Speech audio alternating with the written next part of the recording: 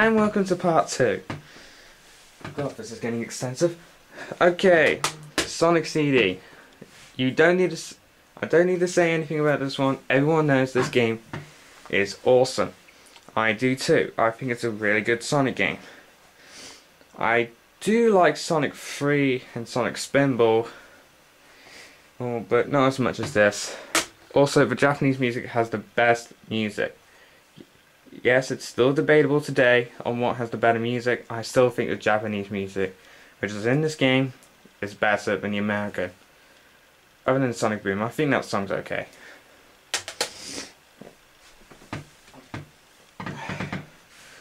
Soul Star. I didn't really know what to expect when I first saw this game. However, when I played the opening in the title screen, I actually thought it was quite cool because the music's just awesome.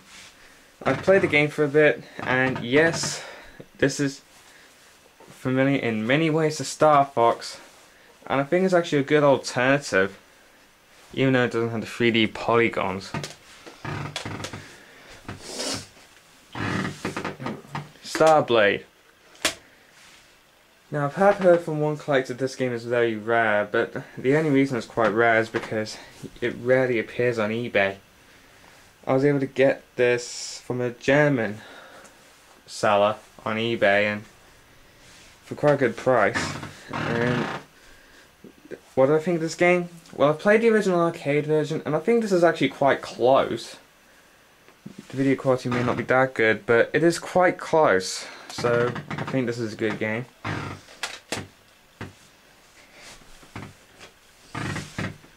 Thunderhawk.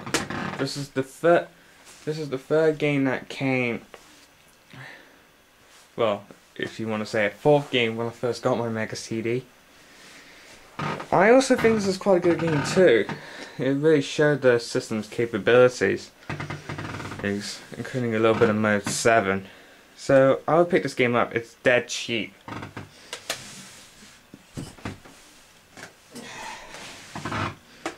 Time Gal. It's basically a bit like Dragon Slayer, except A, it's in the future, and B, it starts with a cool girl. Riker is so cool. The only thing I hate is the box art. They've ruined it. They should have gotten the Japanese one.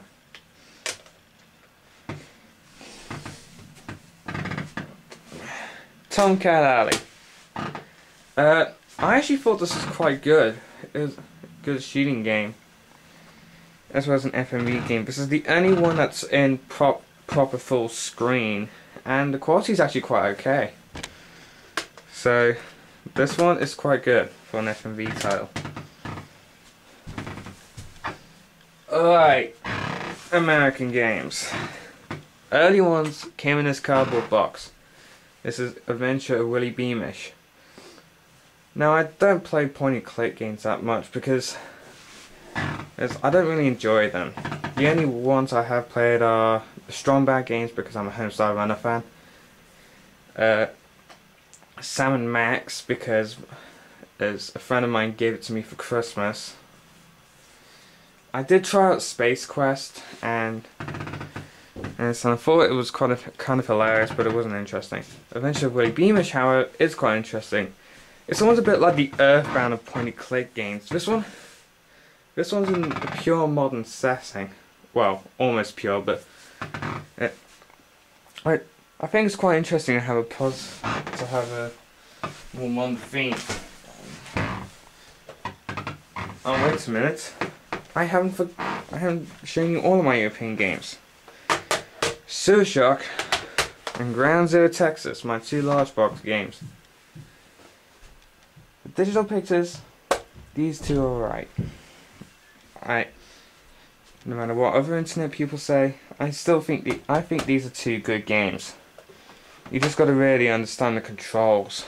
Oh, and this one's quite hilarious. The character who plays him is awesome.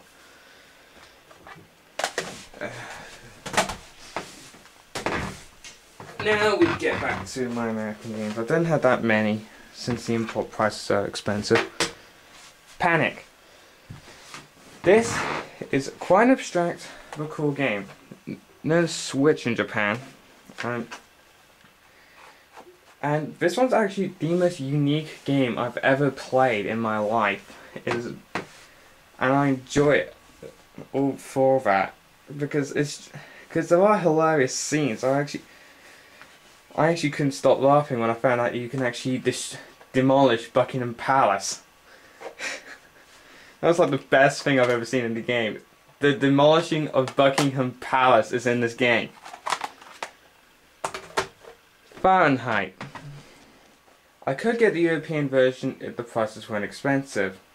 When I got this copy at the time, the European version was around 75 quid. So it's good to get the American version. Oh, one thing to note, one thing I hate. You Americans are quite bad at shipping your games sometimes. I mean, the hinges break so easily. I mean, come on. I mean, this game's falling apart. When I first opened the parcel for this, the only protection I had was the very thin bubble wrapping on the inside of the parcel and kitchen paper. Seriously, you ship to Europe, you ship to the UK, and you expect kitchen paper to help? Jesus. The guy like who sold me this said I should have gone and added on insurance, but kitchen paper. You should have prepared it better. This is my only game that doesn't have a broken hinge. Revenge of a Ninja. Again, it's a bit like Tango, this one. I do find it quite cool as it's a lot more challenging than Tango. I was able to beat Tango no problem compared to this. It's quite challenging. And apparently back then in hard mode, if you took a picture of your screen and beat in the hard mode game, you would receive a certificate as a master's degree in martial art, master's degree in ninja. That would be quite cool. If anyone actually did that, they deserve a medal. Shadowrun. This is I think this is the rarest game in my collection. Apparently it goes for high prices, but I got this actually quite cheap, luckily. Easy to open it up. This comes with everything. The seller I bought this game from said he bought it new and tried to keep it in the best condition, and I believe every single bit of it.